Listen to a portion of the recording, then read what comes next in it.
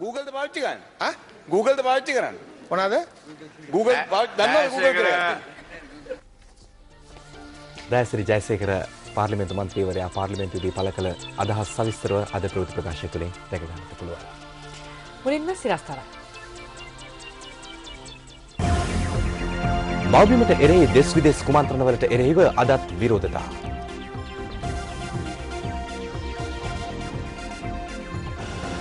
සෝමාලියාවට හා නැගෙනහිර අප්‍රිකාවට ශ්‍රී ලංකාවෙන් සහල්.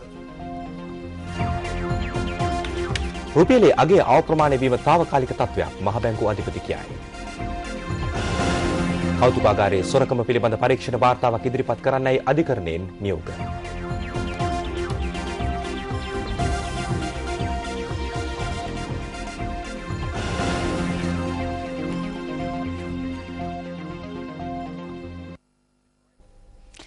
ජිනීවා මානව හිමිකම් සමුළුවේදී ශ්‍රී ලංකාවට එරෙහි යෝජනාවලියට විරෝධය පළ කරමින් අදත් කොළඹ නගරයේ විරෝධතා කිහිපයක් පැවැත්වුණා.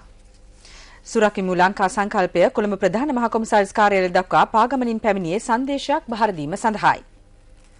ඊට ආගමික නායකයන්, සිවිල් සංවිධාන නියෝජිතයන් ඇතුළු පිරිසක් එක්ව සිටියා.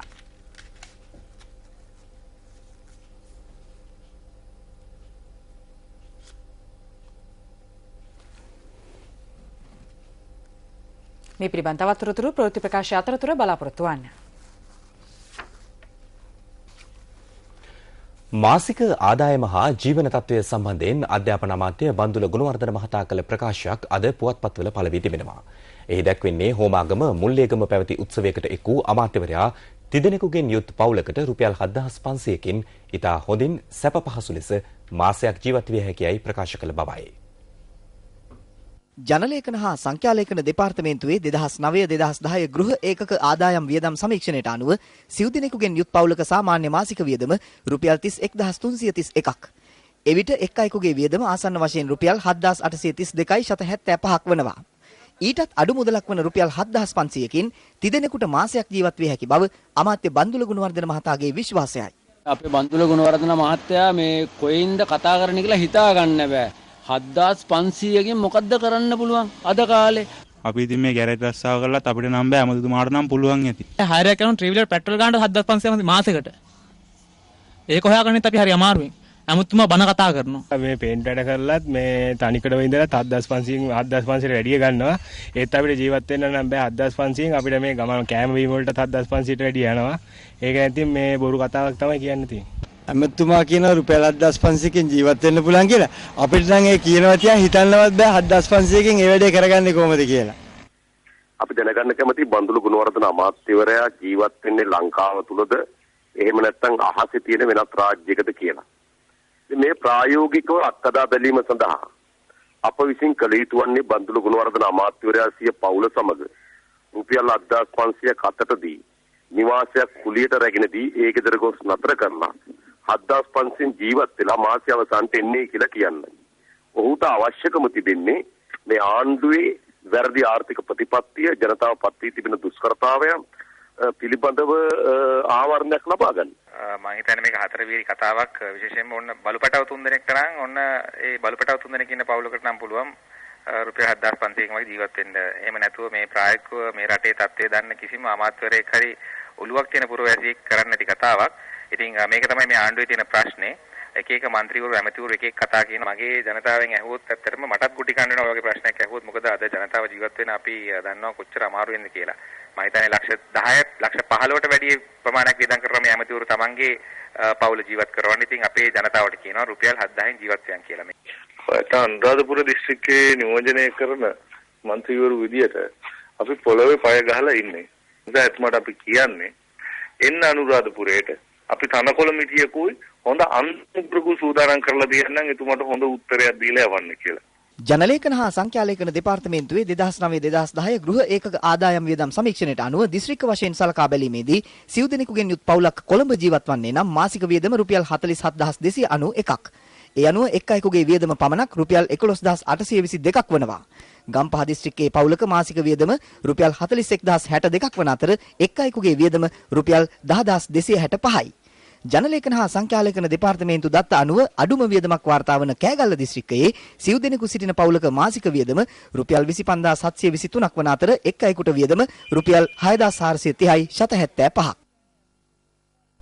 එක්සත් ජාතික පක්ෂ පාර්ලිමේන්තු මන්ත්‍රී දයාසිරි ජයසේකර මහතා අද පාර්ලිමේන්තුවේදී කෘෂිකර්ම අමාත්‍යවරයාගෙන් විමසූ ප්‍රශ්නයකට ගොවිජන සේවා හා වනජීවී කටයුතු අමාත්‍ය එස්.එම්. චන්ද්‍රසේන මහතා පිළිතුරු ලබා දීමත් සමග ඇති වූ තත්ත්වයයි මේ. අතර ගරු දයාසිරි ජයසේකර මහතා මම අහනවා කර කතා නැතුව. කෘෂිකර්ම ඇමතුමාගෙන් ඇසීම. ගොවිජන සේවා ඇමතුමා. ඒ ගොවිජන සේවා කියලා මොකටද ඒකට උත්තර දෙන්නේ? නෑ එතුමා වෙනුවෙන් පිළිතුරු ඉදිරිපත් කරන්න කියලා මට දැනුම් දීලා තියෙනවා. සම්බන්ධයක් තියෙනවද? ඒක සම්බන්ධයක් තියෙනවද? ඔව් තියෙනවා ගොවිජන සේවාවේ ඒ බුද්ධ ධර්මයේ වගේ. ආව් හොඳයි. සම්බන්ධයක් කියන්නේ ඇමරිකා Google ද පාවිච්චි කරන්නේ? Google ද පාවිච්චි කරන්නේ? මොනවාද? Google පාවිච්චි දන්නවද Google කියලා? email උත්තරේ මේ මන්තුමාගේ පළවෙනි එක ඒ මට අරක අහන්න කලින් මට අර උත්තරේ පොඩ්ඩක් දෙන්නේ පහ මොනවද කියලා කරුණාකර. ඔව් සංඝටක අඩංගු ඒක ඇමරිකන් නිෂ්පාදනයද කියලා පොඩ්ඩක් බලා ගන්න. ඇයි?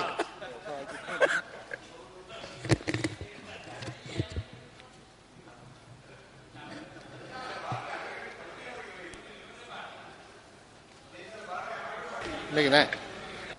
අමුණාගේ අහලා නෑ සංඝට. එහෙනම් දාලා එන ඇමුණුමේ සඳහන් කරනවා කියලා තිබුණේ. ඔව් ඇමුණුමේ තියෙන්නේ සමාගම් ප්‍රමාණි. ඈ? පහක් පරීක්ෂා කරලා ඒ වගේ තියෙන සංඝටක තියනවා කිව්වා ඇමුණුමේ. තමුන්නාගේ එහෙම එකක් නෑ. එහෙම ඉල්ලලා නෑ විස්තරයක්. මේ නෑ. වැරදිලා නෙමෙයි මේක තියෙන්නේ මං කියන්නේ. සමාගම් පහක්. වැරදින්නේ කොහෙද? අනුන්ගේ ඉස්සරහට බාරගත්තා තමයි. ඔව්. ඒ අහන ප්‍රශ්නෙට පිළිතුර සූදානම් නැත්තම් ඒකට නෑ අහන කුෂිකර්ම ඇමතුමාගෙන් මේ ප්‍රශ්න පිළිබඳව ඉතින් ඒක නෙන්න කියන්නේ අනුන්ගේ මේ සීනි කිරන්න ගියාම සිද්ධ වෙන කා එහෙම තමයි තමුන්නාසෙත් අනුන්ගේ කිරන්නේ අපි කරුණා කරලා තමුන්නාසෙත් අනුන්ගේ බී කිරනවා අපි දැකලා තියෙනවා නෑ අපි සීනි කරන්නේ ඔබතුමා මේ ඇමතුමෙක් ඉදිරියේ උත්තරේ දී ගන්න බෑ මොකටද මෙයාට උත්තර දෙන්න ආවේ එක්කවර අපේ මේ දිනේෂ් ගුණාද ඇමතුමාට දෙන්න ඕනේ උත්තරේ කියන්නේ ගිරිය පුප්පෝනාරි අපිට කෑ ගහ හරි ප්‍රශ්නෙට ඒක ඕකට උත්තර දෙන්න බෑ මයික් එක දාන්නේ අදාළ නම් පමණයි. ඔබතුමා තේරුම් ගන්නවනේ. ඇත්තටම මේ බොරු උත්තර දෙන්නේ කියලා. මම තේරුම් ගත්තට වැඩක් නැහැ.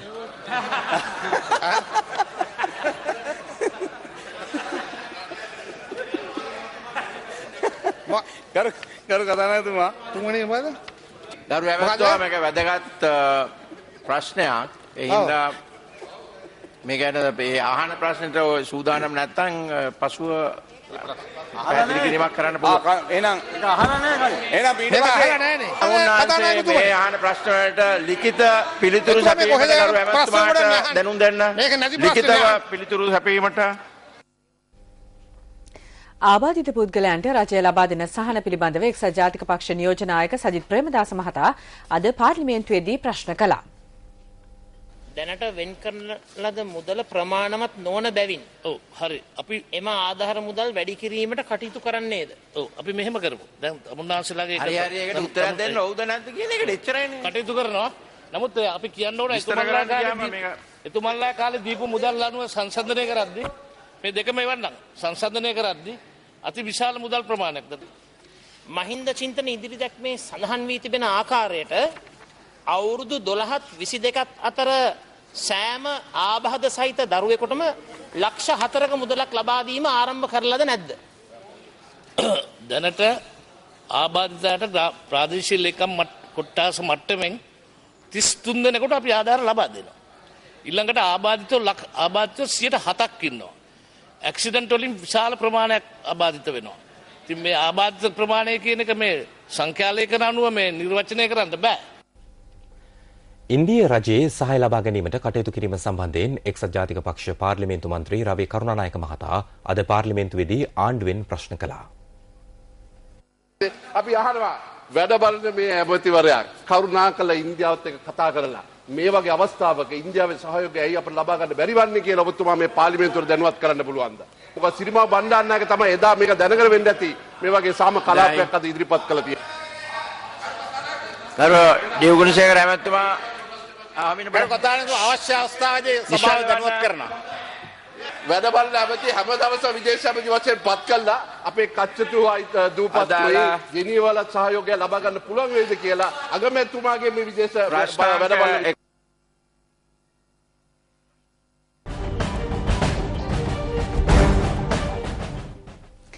සෝමාලියාවේ හා නැගෙනහිර අප්‍රිකාවේ සාගතයෙන් පීඩාවට පත් ජනතාව අතරේ බෙදා හැරීම සඳහා ශ්‍රී ලංකා රාජ්‍යය අද සහල් තොගයක් පරිත්‍යාග කළා.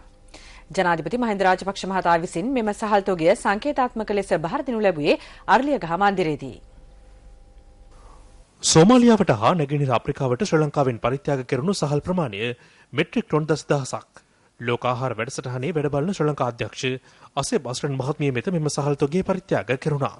සෝමාලියාවේ හටගත් දරුණු නියගයේ හේතුවෙන් නවතැන්ව ඉතියෝපියාවේ වෙසෙන දහස් ගණනක් වූ සරණාගතයන් අතරේ මෙම ආහාර තොගේ බෙදා දීමට නියමිත අතර මේ රැගත් නෞකාව ඉදිරි දින කිහිපෙදී කොළඹින් පිටත් වීමට නියමිතයි. මෙම ආහාර තොගේ බාර දෙන අවස්ථාවේදී අර්ලියගහ මන්දිරයේ නැරඹීමට පැමිණ සිටි සිසුන් පිරිසක් අමතමින් ජනාධිපති මහින්ද රාජපක්ෂ මහතා පැවසුවේ අන්‍යයන්ට පිහිටවීම ශ්‍රී ලාංකිකයන්ගේ ගුණාංගයක් බවයි. මේ අතර අර්ලියගහ මන්දිරයට දෛනිකව නන්දෙසින් සිසු දරුදරියන් පැමිණීම සුලභ දසුණා. මේ අදාර්ලිගහ මන්දිරේ නැරඹීමට එලෙස පැමිණි කුරුණෑගල වෙරගතල මධ්‍ය මහා විද්‍යාලයේ සිසු සිසුවියන් පිරිසක් සමග ජනාධිපති මහින්ද රාජපක්ෂ මහතා සුඛද කතාබහක නිරත වූ අයුරුයි. ජිනීවා මානව හිමිකම් සමුළුවේදී ශ්‍රී ලංකාවට එරෙහි යෝජනාවලියට විරෝධය පළ කරමින් අදත් කොළඹ නගරයේ විරෝධතා කිහිපයක් පැවැත්වුණා. සුරකිමු ලංකා සංකල්පය කොළඹ බ්‍රිතාන්‍ය මහ කොමසාරිස් කාර්යාලය දක්වා පාගමනින් පැමිණියේ සංදේශයක් බාර දීම සඳහායි. ඊට ආගමික නායකින් සිවිල් සංවිධාන නියෝජිතයින් ඇතුළු පිරිසක් එක්ව සිටියා.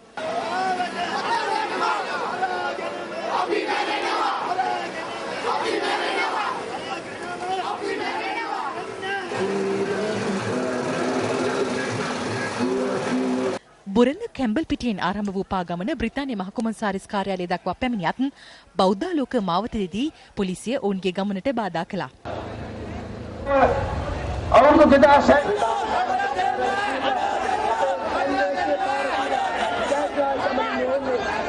පසුව එහි සමාජිකයන් කිහිප දෙනෙකුට මහ කොමසාරිස් කාර්යාලයට පැමිණ අදාළ සංදේශය බාර දීමට අවස්ථාව උදා වුණා. ජාත්‍යන්තරයේ තියෙන රටවල් ජාත්‍යන්තරයේ තියෙන සංවිධාන ජාත්‍යන්තරයේ තියෙන පුද්ගලයන් වැරදි තොරතුරු වැරදි දත්ත ඉදිරිපත් කරලා දෙමළ LTT සංවිධානයේ විශේෂයෙන්ම කොටි ත්‍රස්තවාදී කණ්ඩායම් ලංකාවෙන් පැනලා ගියච්ච හිතවාදීන් සහ දෙමළ ඩයස්පෝරාව ඔවුන් විසින් තොරතුරු අහසන්න එපා. ඇත්ත තොරතුරු අපි කියනවා මෙන්න මේ තොරතුරු අපිව පිළිගන්න මේ රට වෙනුවෙන් අපි කතා කරන්නේ මේ තියෙන ඇත්ත මේක ජාත්‍යන්තරයට ගෙන යන්න.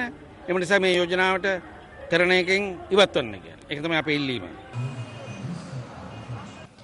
මේ අතර කොටුව දුම්රිය පොළ ඉදිරිපිටට රැස් වූ මාධ්‍යවේදීන් පිරිසක්ද අද උද්ඝෝෂණයෙන් රත වුණේ ජිනීවා අභියෝගයට එරෙහි මාධ්‍ය අත්වැල ලෙසින්. Channel 4 මාධ්‍ය භාවිතයටද මාධ්‍යවේදීන් මෙහිදී විරෝධය පළ කළා.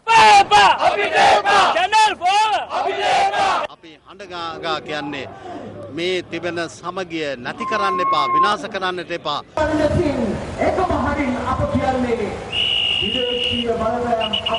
මේ අතර රාජ්‍ය හා පෞද්ගලික ආයතන සේවකයින්ද අද විරෝධතාවයෙන් රත වුණා. මව්බිමට එරෙහි දෙස් විදෙස් කුමන්ත්‍රණ පරාජය කිරීමේ අරමුණින් එම විරෝධතාව සංවිධානය කර තිබුණේ නෙළුම් පොකුණ මහින්ද රාජපක්ෂ රංගහලා අභියසයි.